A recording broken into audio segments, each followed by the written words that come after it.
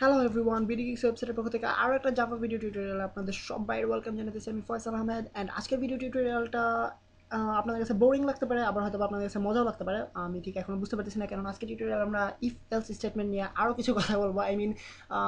আমি ভেবেছিলাম যে ইফ এলস স্টেটমেন্ট সম্পর্কে আপনাদেরকে সব কিছু জানানো হয়েছে, বাট অ্যাকচুয়ালি এগুলো পরে জানালেও হতো, বাট এখন আপনাদেরকে যেহেতু ইফ এলস স্টেটমেন্ট সম্পর্কে এবং সুইচ স্টেটমেন্ট সম্পর্কে বলা হয়েছে, সো এখন আপনাদেরকে বলে নিলে সবচেয়ে বেস্ট হয়। সেক্ষেত্রে আপনারা দুটো জিনিসকে আলাদাভাবে করতে পারবেন, অর্থাৎ সুইচ স্টেটমেন্টের এফিসিয়েন্সি অথবা সুইচ স্টেটমেন্টটা কোথায় ইউজ করতে হয় সে সম্পর্কে আপনাদের ক্লিয়ার একটা আইডিয়া হবে, এবং ইফ এলস স্টেটমেন্ট আসলে কতখানি ইউজফুল সেটা সম্পর্কে আপনাদের একটা আইডিয়া হবে।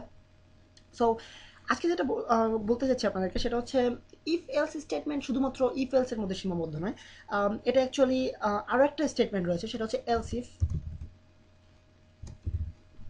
স্টেটমেন্ট। সো এলসিফ স্টেটমেন্টটা হচ্ছে এরকম অ্যাকচুয়ালি যে ধরা যাক আমরা চেক করতেছি যে দুটো জিনিস আমাদেরকে চেক করতে হলে এলসিফ স্টেটমেন্ট ইউজ করা হয়। সো ধরা যাক আমরা চেক করতেছি যে আমাদের প্রাইসটা কি, সরি, সো আমরা চেক করতে চাইতেছি যে আমাদের price 1 is less than 300। So আমরা যদি লেস দেন 300 হয় সেক্ষেত্রে আমাদের ইউজার আউটপুট পাবো আমরা পারফেক্ট। দেন আমরা আগে যে স্টাইলে শিখেছিলাম সেটা হচ্ছে আমরা এলস আমরা একটা ইউজ করতে পারি, অথবা আমরা আরও একটা ইফ ইউজ করতে পারি, সিম্পলি আরও একটা ইফ স্টেটমেন্ট ইউজ করতে পারি। সো এটা ছাড়া আরেকটা ওয়ে রয়েছে, অর্থাৎ আমরা যদি এটা চেক করতে চাই যে এটা কি আবার 300-এর চেয়ে বড় কিনা, 400-এর চেয়ে বড় কিনা, তো এই জিনিসটা আমরা চেক করতে পারি। বাট এছাড়া আরেকটা ওয়ে রয়েছে, শুধুমাত্র ইফ স্টেটমেন্ট ইউজ করা ছাড়া আমরা এলস ইফ ইউজ করতে পারি। সো এলস ইফ স্টেটমেন্টটা এইরকম, এলস ইফ দেন একই স্টাইলে, ঠিক ইফের পর আমরা যেভাবে আমরা ইউজ করতাম ঠিক সেই স্টাইলেই, বাট আমরা ইফের আগে একটা এলস ইউজ করব। দেন এর ভিতরে আমরা অন্য একটা কন্ডিশন চেক করতে পারি, যেমন ধরা যাক price 1 is greater than 400। So আমরা এখানে চেক করবো যে 300-এর চেয়ে কম হলে কী হবে, 400-এর চেয়ে কম হলে কী হবে। দেন আমরা একটা এলস স্টেটমেন্ট ইউজ করতে পারি সবার লাস্টে, যেখানে আমরা যদি কোনোটাই ট্রু না হয়, অর্থাৎ যদি 300-এর চেয়ে বড় ছোটো না হয়, 400-এর চেয়ে বড় না হয়, 300-400-এর মধ্যে হয়, সেক্ষেত্রে কী করা হবে, সেই জন্য আমরা এলস স্টেটমেন্ট ইউজ করতে পারি। সো এটা হচ্ছে আমাদের if else statement. If else স্টেটমেন্টের সাথে ইউজ করা যায় কীভাবে এলস ইফ স্টেটমেন্ট, সেটার সম্পর্কে একটা বেসিক আইডিয়া। অ্যান্ড এখানে আমরা হয়তো বা ইউজারকে আউটপুট দিতে পারি, যদি 400-এর বেশি হয় সেক্ষেত্রে ইউজারকে বলা হবে টু মাচ, অর্থাৎ 400-এর বেশি হলে বেশি হয়ে যায় দাম।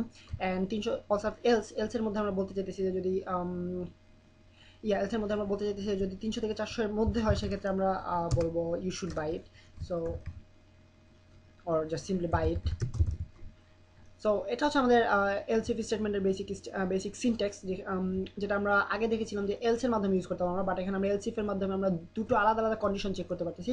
সো আমরা যদি প্রোগ্রামটাকে রান করি অ্যান্ড এটাকে যদি আমরা 350 ইউজ করি, তো বাইট, অ্যান্ড আমরা যদি প্রোগ্রামটাকে রান করে আবারও যেটা আমরা এলসিএফ স্টেটমেন্টের মধ্যে চেক করেছিলাম, সো এখন যদি আমরা 500 এন্টার করি, যেটা 400-এর চেয়ে বড়, সো এক্ষেত্রে আমাদেরকে বলা হবে টু মাচ। সো আপনারা দেখতে পাচ্ছেন এটা বলতেছে যে টু মাচ।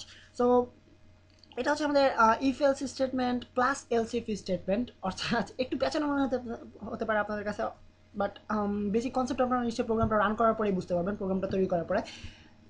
আমরা ইফ এলস স্টেটমেন্টের মাধ্যমে একটা জিনিস চেক করবো, দেন ফলস হলে অন্য একটা কাজ করবো, বাট এলস ইফ স্টেটমেন্টের মাধ্যমে আমরা দুটো তিনটা চারটা পাঁচটা জিনিস আমরা একসাথে চেক করতে পারি। অর্থাৎ এখানে আমি চেক করেছি যে এলসিফ এর মাধ্যমে একটা চেক করেছি, দেন আরও একটা এলসিফ এর মাধ্যমে আরও একটা চেক করতে পারি, just as simple as that. এরকম সিম্পল ওয়েতে আমরা একটা পর একটা এলসিএফ স্টেটমেন্ট তৈরি করে আমরা আমাদের চেকগুলো করতে পারি।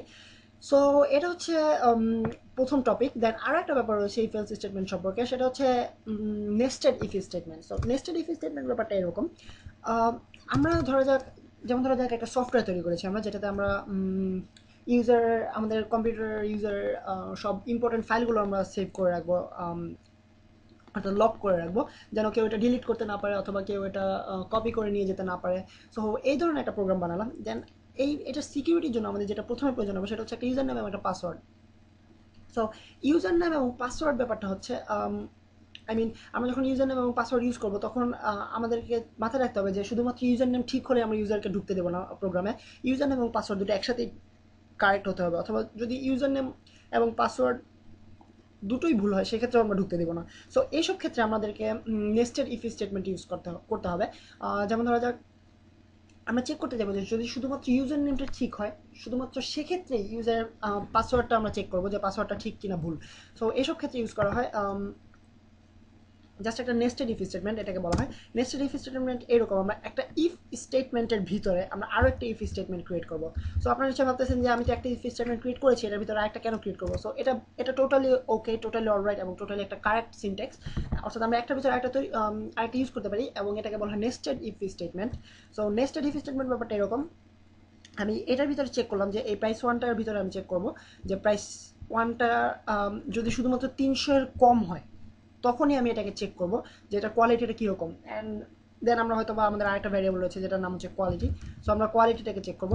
যদি আমাদের কোয়ালিটির নামে কোনো ভ্যারিয়েবল নেই, ধরা যাক আমাদের কোয়ালিটি নামে একটা ভ্যারিয়েবল ক্রিয়েট করা যায়।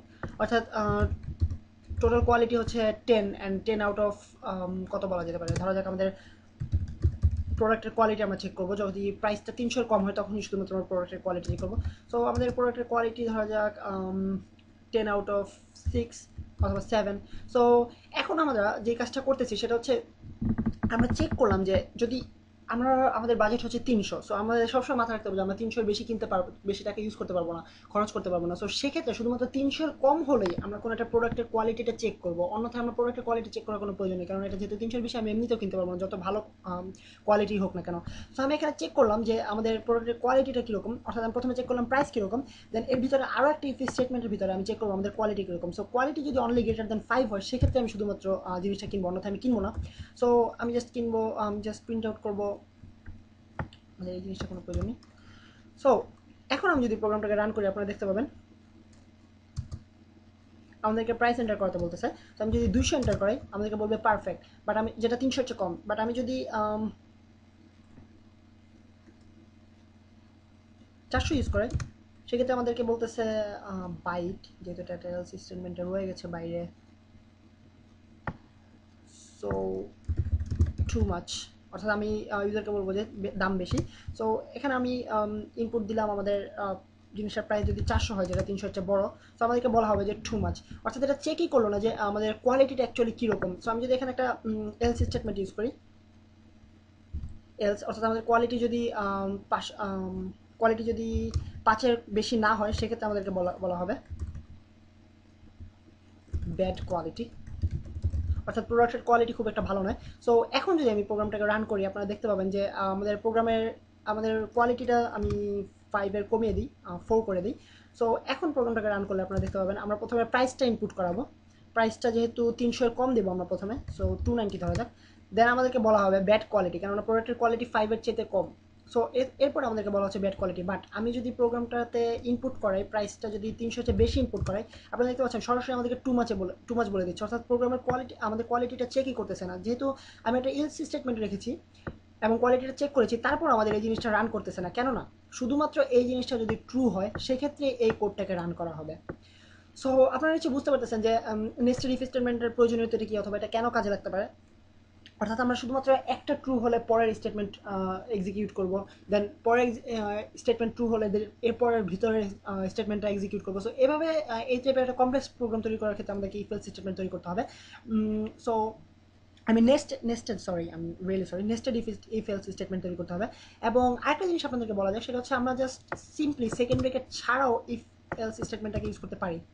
সো আপনারা দেখতে পাচ্ছেন যে আমি এখানে প্রত্যেকটার ক্ষেত্রে একটা করে সেকেন্ড ব্রেকেট ইউজ করেছি, বাট সেকেন্ড ব্রেকেটটা খুব একটা ইম্পর্টেন্ট নয় যদি আমরা শুধুমাত্র এক লাইনের কোড লিখে থাকি। অর্থাৎ এখানে দেখতে পাচ্ছেন যে যখন আমি এর ভিতরে ইউজ করেছি, এখানে আমাদের 3-4 লাইন কোড রয়েছে, তখন আমি সেকেন্ড ব্রেকেট ইউজ করেছি। বাট আমি এখানে যখন এক লাইন শুধুমাত্র কোড রয়েছে, অর্থাৎ যদি এটা ট্রু হয় সেক্ষেত্রে শুধুমাত্র একটা লাইনের কোড এক্সিকিউট করা হবে, সেক্ষেত্রে আমাদের সেকেন্ড ব্রেকেট ইউজ করার দরকার নেই। সো আপনাদেরকে এটা মাথায় রাখতে হবে যে আপনারা যদি সময় বাঁচাতে চান সেক্ষেত্রে আপনারা ইচ্ছা করে সেকেন্ড ব্রেকেট ছাড়া ইউজ করতে পারেন ইফ এলস স্টেটমেন্ট। বাট অবশ্যই আপনাদেরকে মাথায় রাখতে হবে যে আপনাদের পরবর্তী কোডটা কি এক লাইন নাকি এক লাইনের চাইতে বেশি। যদি এক লাইনের চাইতে বেশি আপনারা অবশ্যই সেকেন্ড ব্রেকেট ইউজ করতে হবে, অন্যথায় আপনাদের ইফ এলস স্টেটমেন্ট এক্স্যাক্টলি আপনারা যেভাবে চাচ্ছেন সেভাবে রান করতে পারবে না। সো আজকের টিউটোরিয়ালটা অ্যাকচুয়ালি এ পর্যন্তই, এবং অনেকগুলো টপিক নিয়ে আপনার সাথে কথা বলা হলো। আশা করি আপনারা বুঝতে পেরেছেন। আই মিন টপিকগুলো একটু ছোটোখাটো টাইপের টপিক এবং প্র্যাকটিসের ব্যাপার এগুলো আসলে আই মিন খুব একটা ইম্পর্টেন্ট নয়। আই মিন শেখার মতো তেমন কিছু নেই। আপনারা যতখানি বেশি প্র্যাকটিস করবেন তত বেশি এটা ইউজ করতে পারবেন এবং তত বেশি এফিসিয়েন্সি আসবে আপনাদের ইফ এলস স্টেটমেন্ট অথবা সুইচ স্টেটমেন্টের উপরে। সো আজকে টিউটোরিয়ালটা এই পর্যন্ত, এবং নেক্সট টিউটোরিয়ালে আপনার সাথে আবারও দেখা হবে অন্য কোনো মজার টপিক নিয়ে অথবা অন্য কোনো বোরিং টপিক নিয়ে। এখন আমি বলতে পারতেছি না। সো সে পর্যন্ত সাইন অফ করতেছি আমি ফয়সাল আহমেদ। আবারও দেখা হবে।